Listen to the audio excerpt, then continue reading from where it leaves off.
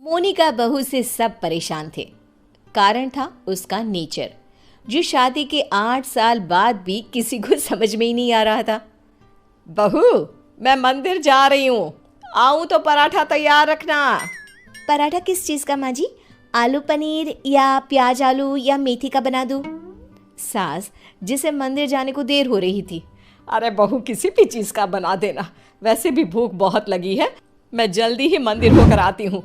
सास तो चली जाती है, लेकिन बहू वो तो अपने ही काम में मस्त हो जाती है। बेटा, तेरी सास आती होगी, जल्दी से पराठा बनाकर रख दे, नहीं तो तेरी क्लास लग जाएगी।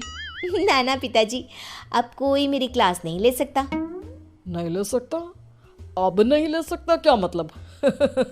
तेरी सास तो आज तक मेरी क्लास ले रही है।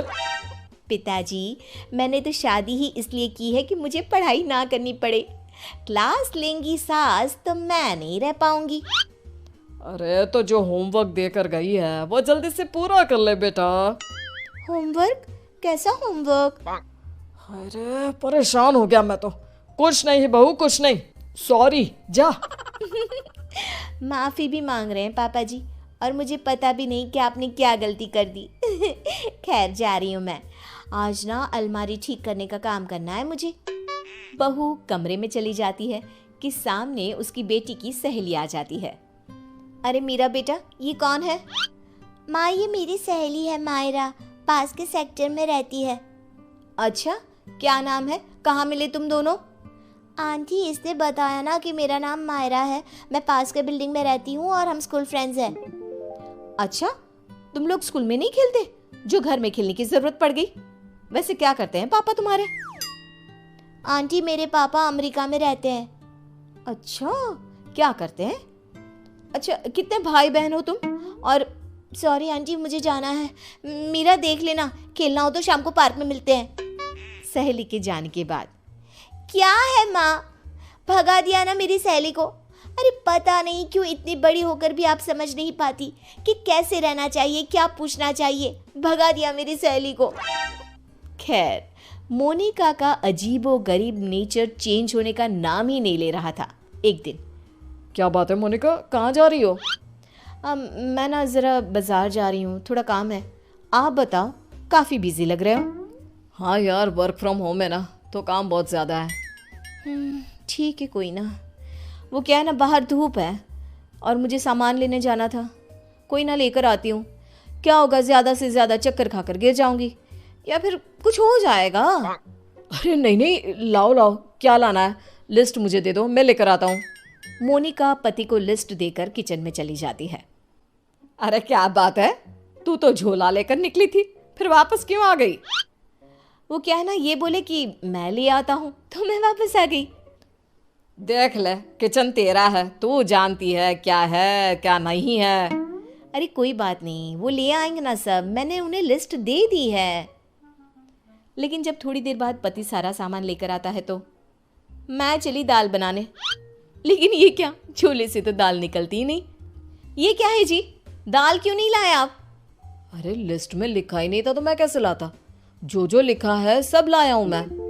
बस अब तो मोनिका का गुस्सा 7वें आसमान में पहुंच जाता है। अरे नहीं लिखा तो ये मतलब कि तुम लाओगे नहीं? कम से कम थोड़ा सोच ही लेते। मोनिका बड़बड़ाती वहां से चली जाती है और पति, वो तो बेचारा सर पकड़कर खड़ा हो जाता है। अब पता चला हम कैसे रहते थे सारा दिन और सारी शाम। हाँ पापा, मम्मी की आदतें तो समझ में ही नहीं आती। कल मेरी सहेली को भी भगा दिया। एक रोज तो मुझे इतना परेशान कर दिया कि मैं अपना सर पकड़कर ही बैठ गया। अरे मेरा तो रहने ही दो बेटा, क्या बताऊं क्या ना बताऊं। अरे पता ही नहीं चलता किस पल क्या समझ जाए और क्या समझा दे। समय निकल रहा था, हर कोई मोनिका से परेशान हो रहा था। किसी के पास कोई उपाय नहीं था कि कैसे उसकी आदतों को सुधारा जाए। फिर एक रोज, अच्छा बेटा, क्या खाओगी आज? माँ, कुछ भी बना लो। कुछ भी क्या होता है? अरे बताना रानी बिटिया को क्या खाने का मन है। माँ पालक पनीर। मेरी बेटी पालक पनीर खाएगी।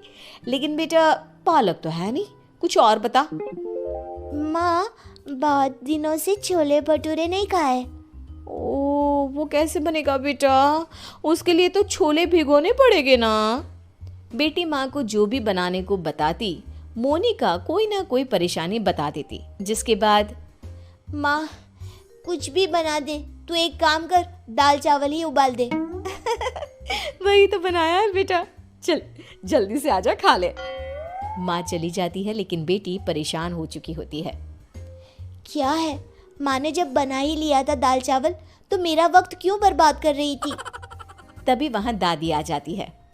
क्योंकि तेरी माँ है ही ऐसी, यहाँ तेरे पास आने से पहले मेरा भी सर खा कर गई है।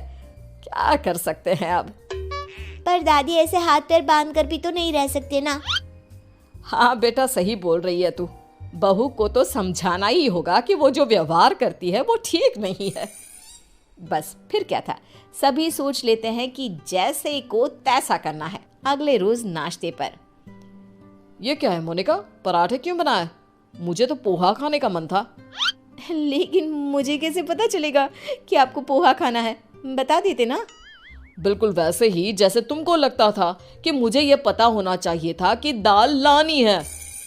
मोनिका को कुछ तो समझ में आ जाता है, लेकिन वो शांत रहती है। फिर अगले रोज, माँ जी वो कल ना मेरा व्रत है, तो बताइए ना शाम की पूजा कैसे करनी होती है? कौन सी पूजा, साड़ी वाली या सूट वाली? माँ जी साड़ी वाली। वैसे क्या खाते हैं उसमें? खीर ना, तो मैं अभी खीर बना लेती हूँ। कौन सी खीर बहू, चावल वाली या सूजी वाली? बहू समझ जाती है कि वो सास को जैसे कभी पराठे के लिए कंफ्यूज कर रही थी, सास उसे अब कंफ्यूज कर रही है।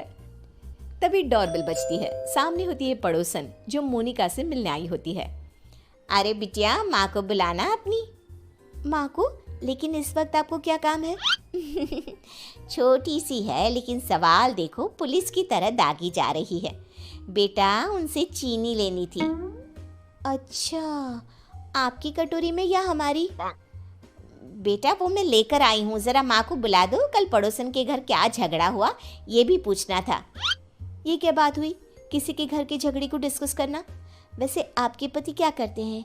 वो कितने बजे ऑफिस जाते हैं? और माँ जब शाम को वॉक पर जाती है तो क्या उस वक्त आप लोगों की बात नहीं होती? मोनिका बेटी की सारी बात सुन रही थी, लेकिन जैसे ही वो बेटी को कुछ कहती, पड़ोसन उल्टे पैर भाग जाती है। माँ, मीरा, मैं समझ गई हूँ कि मैं क्या गलती कर रही थी। मुझे माफ़ कर दीजिए प्लीज़।